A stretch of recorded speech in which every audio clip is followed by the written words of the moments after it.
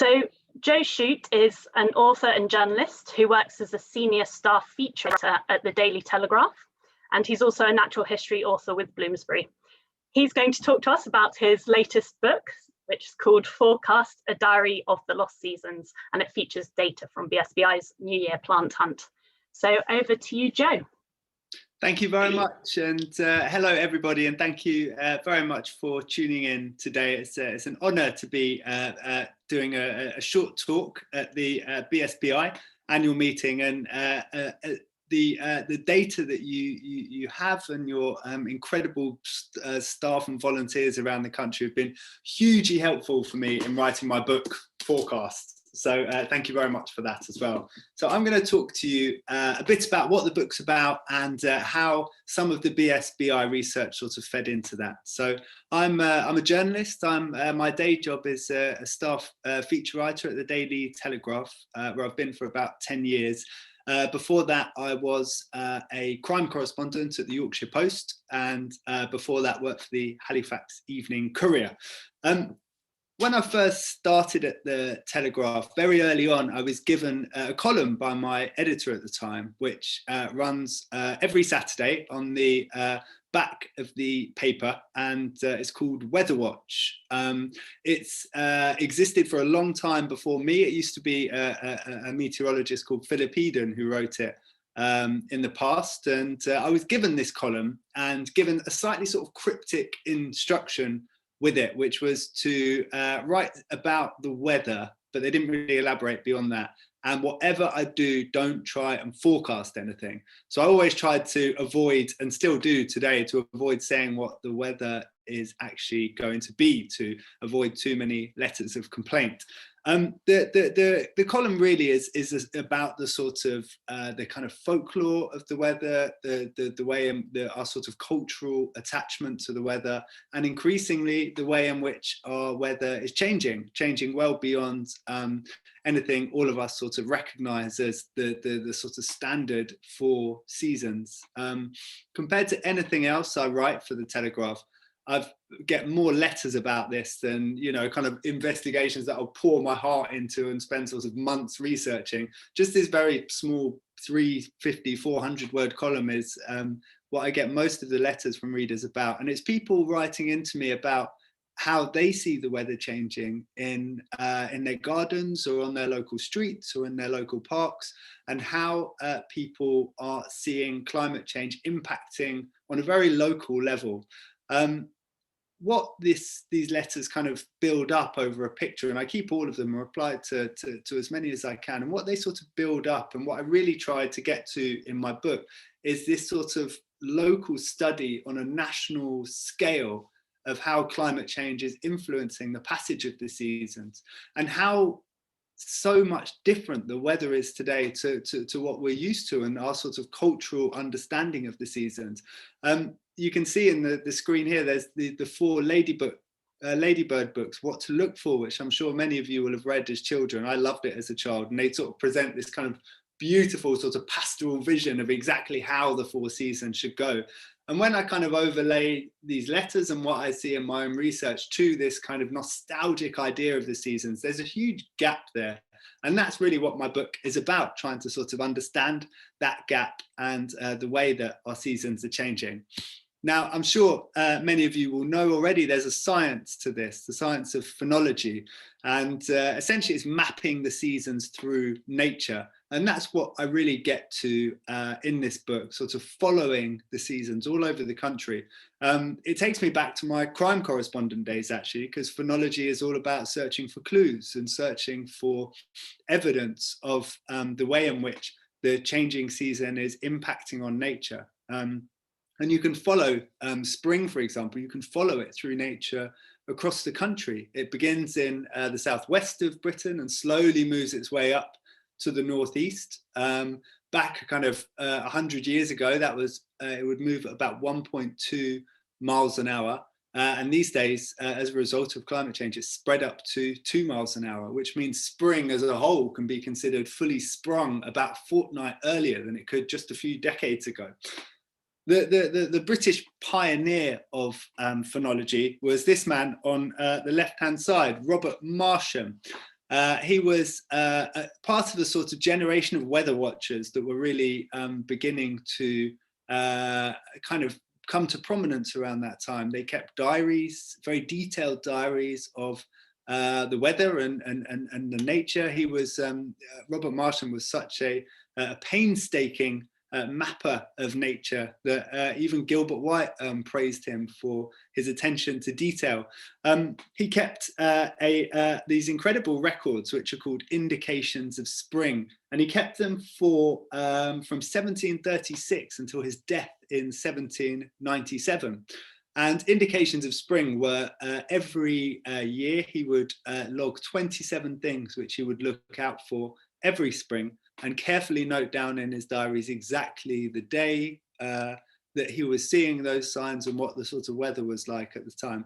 Just to give you an idea of how careful he was, there's a brilliant, I looked through his diaries as part of research in my book, and there's a lovely moment in the winter of 1739 to 1740, which was the coldest winter ever in Britain. And Robert Marsham wrote very carefully about how the contents of his chamber pot froze overnight.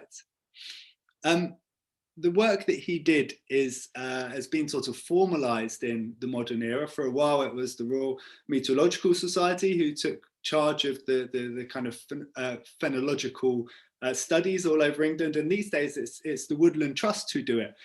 They have a Nature's Calendar project which has been running for a couple of decades now and has amassed over 2.7 million records from across the country of people contributing their own phonological studies. And this can be on a really local level. You know, this could be the moment each year when you see the frog spawn appear in your pond, or when you see the first bud burst in an oak tree at the bottom of your garden.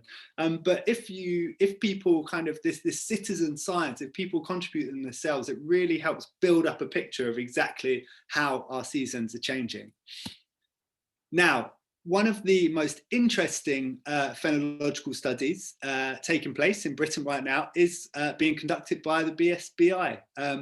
I'm sure many of you will have heard of, and no doubt many of you will have been involved in as well, the New Year plant hunt, which takes place in the first few days of January, and it involves BSBI volunteers going out all over the country on essentially New Year's Day walks and mapping whatever flowers they can see in bloom.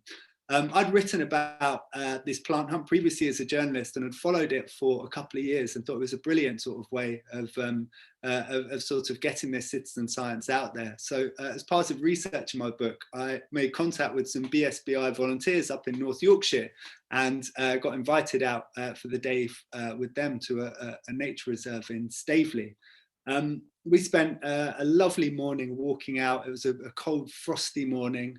We had mince pies for breakfast, and then went for a walk out and mapping the flowers that were there. And I'm certainly not a sort of botanist by training. My kind of my sort of nature writing really has started with a love of birds. Rather than plants, and I was kind of urged early on in the day to keep my eyes on the ground because they kept sort of drifting up towards the birds that were flying through the sky. We saw a beautiful barn owl that day, by the way, as I remember. But we also saw lots of plants in flower that not normally would have been in flower.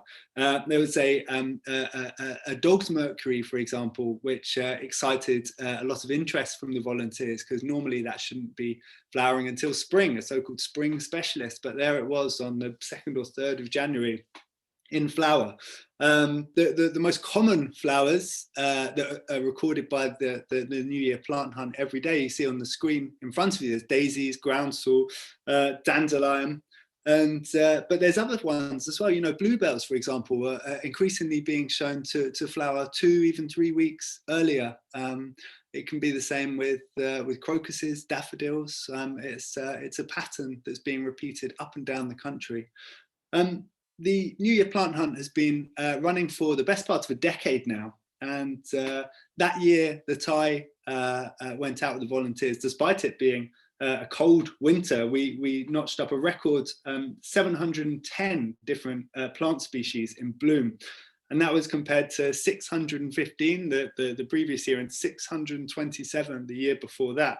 The volunteers who run the study say that it's still too much in its infancy to say that this shows an overall pattern over the course of the decade. They see they need to do it for a few years longer yet. But what the New Year plant hunt shows unarguably is the impact of a warm winter on plant growth on any given year. And I'm sure, you know, so far as we kind of make our way towards Christmas, I'm sure many of you will have noticed the exceptional mildness of this winter and the number of plants that are still in flower. I've been out in my garden this morning where nasturtiums are still in full flower, really. And there's still roses as well that normally would never be in bloom by now. These are so-called autumn stragglers, which will kind of persist through into the winter if it doesn't get cold enough for them to properly change. I've given these talks up and down the country, often to non-specialists, unlike yourselves. And the question people always ask me is, why does this matter? You know, why does it matter if a plant comes into bloom at a strange time, or we see an insect hatching, you know, weeks, months normally than it would, or birds building their nest 2 weeks earlier, as numerous studies have shown, not least the very long-running study of great tits in Wytham Woods in Oxfordshire, which is the longest study of any bird in the world, and it showed that they're building their nest 2 weeks earlier than normal. The reason why it matters, as I'm sure many of you will know, is because of this thing called seasonal pulses, how our ecosystems have built up this kind of carefully sort of calibrated between each other. The insects time their hatching to be in tune with the flowers that they can get food from. The birds time their nesting periods to be able to take advantage of that prey, the insects that are out there, and to be able to sort of feed their young as they fledge. What we're seeing right across nature now is all of these seasonal pulses being sort of jumbled up, and nature as a result is really struggling. There's plenty of examples of this in my book, and it's really kind of attempting to show this sort of patchwork of change that's happening under our feet, you know, happening outside all of our windows, and trying to make sense of it, of how climate change is changing all of our everyday. I think that's my 15 minutes up, so I'd be delighted to answer any questions that anybody has, and thank you so much for listening in as well.